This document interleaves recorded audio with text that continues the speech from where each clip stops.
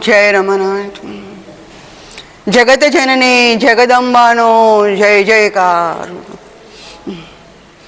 માં તારું પ્રાગટ્ય. નાથાલાલ હ જોશી. જન્મની સાથે જ પ્રાગટ્ય, એક જ શક્તિ, ખુદ જગદંબા. માં બોલ્યા છે એટલે કે પૂજ્ય ભાઈ બોલ્યા છે, બંને એક જ ચેતના છે, બે નથી.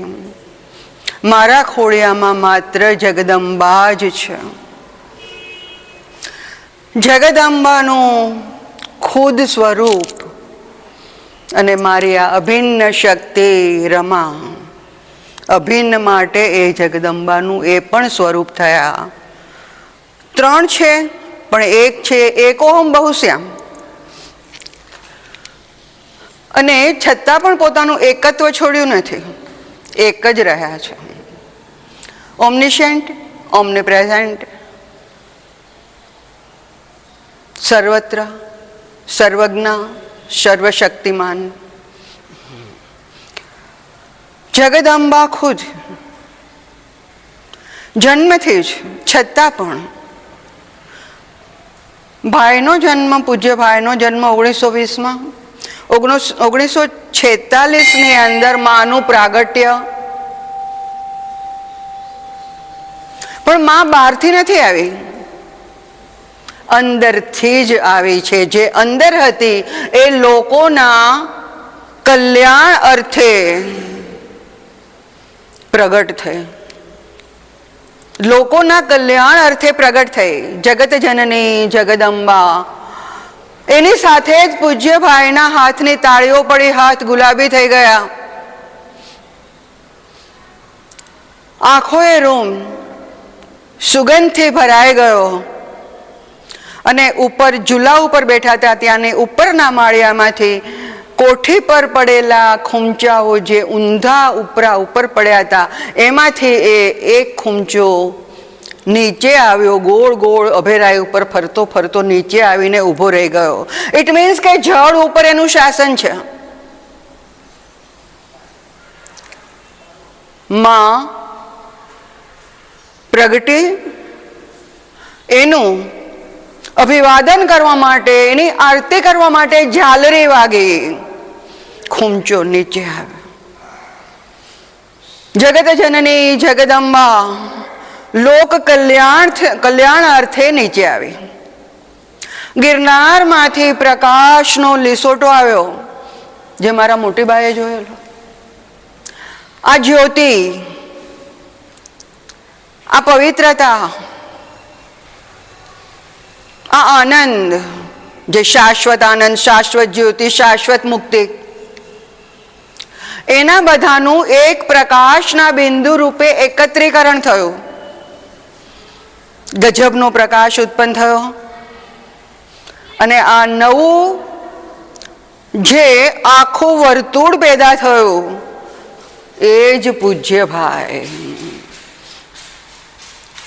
પૂજ્ય ભાઈ બોલ્યા છે, આપણને એવું પણ કહ્યું છે, હું તમારા જેવો જ છું, કેમ કે ઝીરો ઈગો. પણ છતાંય એની તાકાત એટલે આર પાર, આ જગત અને ઉર્ધ્વ જગતમાં. અહીંયા એક જ રૂમમાં બેઠા બેઠા અમેરિકાની ડિટેલ્સ આપશે, ઇંગ્લેન્ડની આપશે, જર્મનીની આપશે, સીધા અમદાવાદની આપશે, સીધા કોઈને વિરમગામની આપશે. એને કોઈ પાસપોર્ટ, વિઝા, ટિકિટની જરૂર નથી. કારણ આપણે જેમ આ બે થાંભલાથી આગળનું દ્રશ્ય સીધું જોઈ શકીએ છીએ, એવી જ રીતે દરેક જગતને, સૂક્ષ્મ જગતને, ઉર્ધ્વ જગતને, ગોલોકને, મણિદ્વીપને, શિવલોકને, બધાને આરપાર જોઈ શકે છે. જોઈ શકે છે નહીં, એનાથી આગળ કહું, એ બધાના રચયિતા એ ખુદ છે, પૂજ્ય ભાઈ ખુદ. જગદંબા અજોડ શક્તિ, અનપેરેલલ્ડ, અંબી જન્મી, supreme power of the whole world, whole universe. મારામાં પૂજ્ય ભાઈએ આમ આંગળી કરીને બતાવ્યું છે, મારી અંદર, આ નાથાલાલ જોશીમાં, અને આ મારી અભિન્ન, મારા મધર તરફ આંગળી ચીંધીને બતાવ્યું છે રમા, મારી અભિન્ન શક્તિ, ખુદ જગદંબા સ્વરૂપ. માં કો, ભાઈ કો, રમાંબા કો, જે કો, તે ત્રણેય એક જ છે. એકમ એવમ અદ્વિતીયમ. એ કહે છે માને પામવા માટે એક સીધો રસ્તો નામ સ્મરણ. જેટલું એમનું નામ સ્મરણ કરશો, એનું ચિંતન કરશો, એને શરણે જશો, એનું જેટલું આહ્વાન કરશો એમ માં તમારા હૃદયની અંદર ઓતપ્રોત થતી જશે. હૃદયના ષડ રીપુઓને ખેંચીને બહાર કાઢશે, આપણે કાઢવાની જરૂર નહીં પડે, કે માની ખુદ કૃપા વરસી રહી છે, જગદંબા ખુદ વરસી રહી છે. અને આપણું ઉત્થાન કરવા, આપણું ઉર્ધ્વીકરણ કરવા ખુદ પૃથ્વી પર આવી છે, આપણને ઉપર નથી મોકલ્યા. એને ખબર છે કે આપણે નિર્બળ છીએ, પહોંચી શકીએ એમ નથી, એને કૃપા વરસાવી છે. એમાં એ ઉત્સવના દિવસોની અંદર માં એકદમ નજીક આવે છે, એકદમ સ્પોન્ટેનિયસ. માં એટલે સ્ફટિક. આ સ્પોન્ટેનિયસ જે છે એકદમ નજીક આવે છે આપણને બધાને.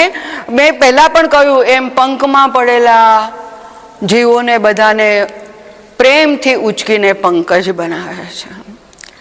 એમણે કહ્યું છે આના માટે માનું શરણ, માના ચરણ, માની ભક્તિ, માનું સ્મરણ. હવે એનાથી પણ આગળ કહે છે માનું શરણ, મારું શરણ, માની ભક્તિ, મારી ભક્તિ, માના ચરણ, મારા ચરણ. હું ખુદ ઉર્ધ્વીકરણ કરું છું. ધીમે બોલું તો પણ હું, માં બોલે ત્યારે અવાજ ફરી જતો, જેને સાંભળ્યું છે એને ખબર છે. પણ એનું જ સ્વરૂપ. વ્યક્તિ પણ હું, શક્તિ પણ હું. મને મન ફાવે ત્યારે વ્યક્તિ તરીકે કામ કરું, મને મન ફાવે ત્યારે હું શક્તિ તરીકે કામ કરું. તો આપણી સાથે વાત કરે તો આપણે જેવા બનીને વાત કરે, અને તરત જ એ જ સેકન્ડે શક્તિ રૂપે વાત કરે. ઇટ મીન્સ કે પડદો નહોતો, ક્યાંય જવાની જરૂરિયાત નહોતી, પ્રાર્થના કરવાની જરૂરિયાત નહોતી. ભગવાન રામકૃષ્ણ પ્રાર્થના કરતા, મા કાલીનું આહ્વાન કરતા અને એને નમસ્કાર કરીને કહેતા કે તું દર્શન નહીં આપે તું મારું માથું વાળી કાઢીશ. ઇટ મીન્સ કે પ્રાર્થના કરનાર બીજો હતો, શક્તિ બીજી હતી. અહીંયા ખુદ શક્તિ આગળ આવીને બોલે છે કે હું જગદંબા, હું જગત જનની, રામ અને કૃષ્ણ મારા સંતાન. તમે માને પ્રાર્થના કરો એવું પણ ભાઈએ સમજાવ્યું છે.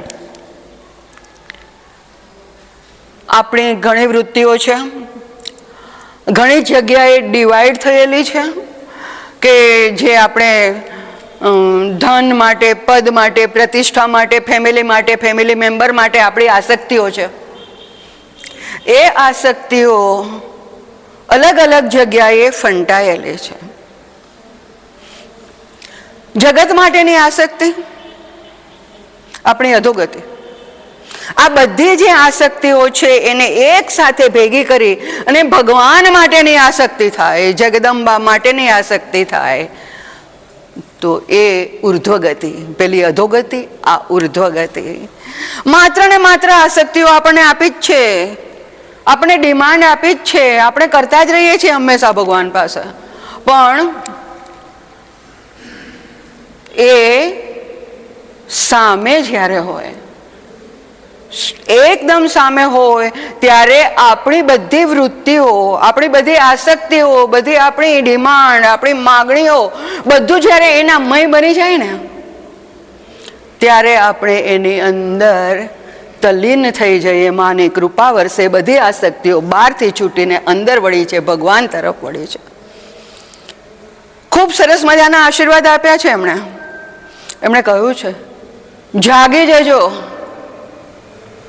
તમારી સમક્ષ ખુલ્લો થાઉં છું. જાગી જજો, તમારા સમક્ષ ખુલ્લો થાઉં છું. આવું મેનિફેસ્ટેશન 5000 વર્ષમાં ક્યારેય નથી થયું. માનું સ્મરણ કરો, માનું ચિંતન કરો, માના સાનિધ્યમાં રહો, માનો સ્પર્શ મળશે, માનો સાક્ષાત્કાર મળશે, માની સાથે સંવાદ મળશે. એ તમારું કલ્યાણ કરી રહી છે, ઉર્ધ્વ ગતિ તરફ લઈ રહી છે. એના જેવું એક પણ પ્રાગટ્ય અત્યાર સુધીમાં થયું નથી. રામની અંદર મર્યાદા પુરુષોત્તમ, મર્યાદા લઈને જીવ્યા. કૃષ્ણની અંદર મલ્ટી ડાયમેન્શન, એક મલ્ટીપર્પઝ. એની અંદર જોયું તો કૃષ્ણ પોતે લો મેકર ખરા, લો બ્રેકર પણ ખરા, એ ગાયોના ગોવાળ પણ ખરા, ગોપના સખા પણ ખરા, મથુરાની અંદર કંસને મારનાર પણ ખરા, જતા રહી અને દ્વારકા વસાવનાર પણ ખરા, એ રણછોડ પણ બની શકે છે, અને એ જ ગીતાના ગાનાર પણ ખરા. ત્યારે એણે કહ્યું છે, અહમ ત્વામ સર્વ પાપેભ્યો મોક્ષયિષ્યામિ મા શુચઃ મામેકમ શરણમ વ્રજ. મારે શરણે આવો, હું તને સર્વ પાપોમાંથી મુક્ત કરીશ. તો અહીંયા કૃષ્ણની અહમગ્રસિત ચેતના નહોતી, ખુદ શક્તિ બોલી રહી હતી. અહીંયા હું પણ જે બોલું છું, હું ખુદ જગદંબા, હું ખુદ જગતે જનની, હું ખુદ ભગવાન, હું તમારું કલ્યાણ માટે આવ્યો છું. અત્યાર સુધીમાં આવું મેનિફેસ્ટેશન નથી.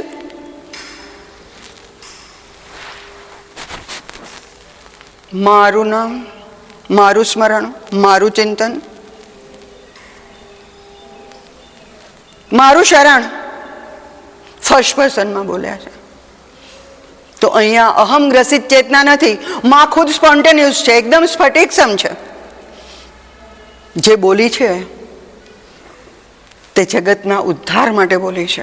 અને જ્યારે એ શબ્દો આવે ને ત્યારે ગજબના વાઇબ્રેશન્સ, તમે ડોલી જાઓ, તમે ઝૂમી જાઓ, તમારા રોમ રોમ ખડા થઈ જાય, તમારા શરીરની અંદર બ્લડ અલગ રીતે ફરવા માંડે, તમારું મગજ અલગ રીતે કામ કરવા માંડે. ત્યારે કોઈ વિચારો નથી, કોઈ પ્રશ્નો નથી, કોઈ દુઃખ નથી, કોઈ સુખ નથી. ઉપર જ્યારે ઉઠાવી લે છે ને ત્યારે સુખ દુઃખથી પર થઈ જવાય છે. મા જગદંબા ખુદ, અહમ નહીં, પોતે ઝીરો એગો, છતાં પણ આપણી સામે, આપણી સમક્ષ આવીને બોલે છે, આપણી કોઈ પણ ટાઈપની પાત્રતા વિના આપણું કલ્યાણ કરી રહે છે, આપણું ઉર્ધ્વીકરણ કરી રહે છે, આપણને આગળ ને આગળ લઈ જઈ રહી છે. એના માટે જ જગદંબા આવે છે. એમણે આશીર્વાદ આપી દીધા છે કે હું તમારું કલ્યાણ કરીને જ જંપીશ. તમારી પ્રાર્થના, તમારું નામ સ્મરણ જે તમને નીચેથી ઉપર ઉઠાવશે, જાગતિક જીવનની જે ઘટમાળ, જેમાં સુખ દુઃખ, અંધકાર પ્રકાશ, એક છેડો પકડો એટલે બીજો છેકડો આવે જ છે લાકડીનો. આંખ પકડી લીધું, મને સુખ જ જોઈએ છે, ભલે તને સુખ જોઈતું હોય પણ બીજો છેડો દુઃખનો છે જ.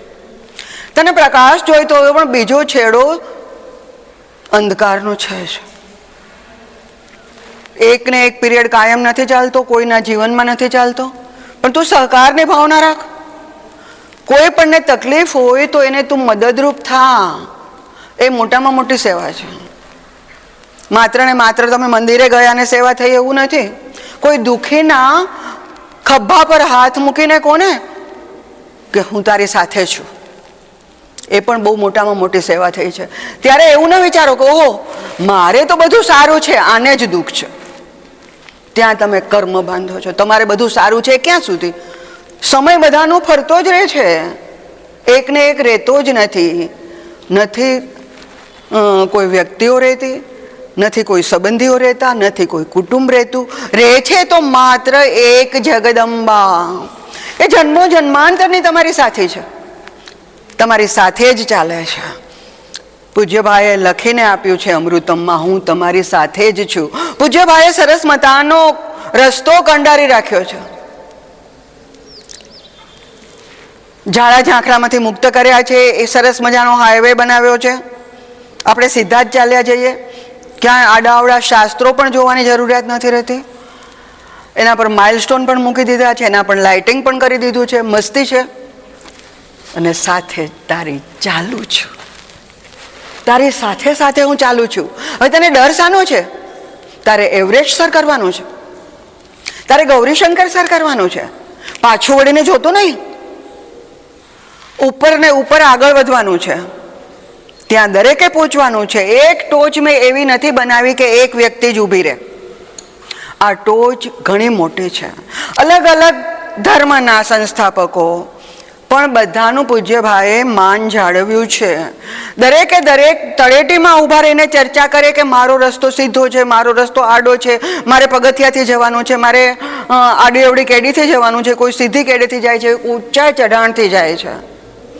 ઉપર જાય પછી ખબર પડે છે કે નીચે ચર્ચા કરતા હતા એ ખોટું હતું, ઉપર એક જ તત્વ છે. અચ્છા, ત્યાં પહોંચ્યા એટલે માની નહીં લેશો કે પહોંચી ગયા, યાત્રા પૂરી થઈ ગઈ. આપણી યાત્રા અનંતની યાત્રા છે. અનંતમાંથી આવ્યા, અનંતની યાત્રાને અનંતમાં જવાનું છે. આનંદમાંથી આવ્યા, આનંદની યાત્રા અને આનંદમાં જવાનું છે. તો અનંત જગદંબા ખુદ, જેને બધા બ્રહ્માંડોની અધિષ્ઠાત્રી, ગ્રહો, નક્ષત્રો, તારાઓ બધાની અધિષ્ઠાત્રી, એકદમ ઉપર ને ઉપર. હવે અનંતથી ઉપર શું છે એ ખબર નથી, પણ છતાંય એનાથી એ ઉપર છે. ત્યાર પછીનો શબ્દ આપણી પાસે નથી, આપણી ડિક્શનરીમાં નથી, ક્યાંય નથી. એ બધાની રચયિતા ખુદ, બધાની સંસ્થાપિકા ખુદ, ખુદ પોતે જ એ જગત જનની આપણી પાસે આવી, આપણી સાથે વાતો કરી, એમનું મેનિફેસ્ટેશન, અને બોલ્યા છે કે મંદિર થશે. અહીંયા એટલા બધા વાઇબ્રેશન્સ ઊભા થશે કે હદ નહીં. શ્રુતિમાં પણ કહ્યું છે કે આ મારી પોતાની જગ્યા છે, આ મારો પોતાનો રાજમહેલ છે. અહીંયા જે વાઇબ્રેશન્સ છે એ ક્યાંય નથી. હા, એના દાખલો આપતા પૂજ્યભાઈ સમજાવે છે, દરેક વાયરની અંદર ઇલેક્ટ્રિસિટી છે,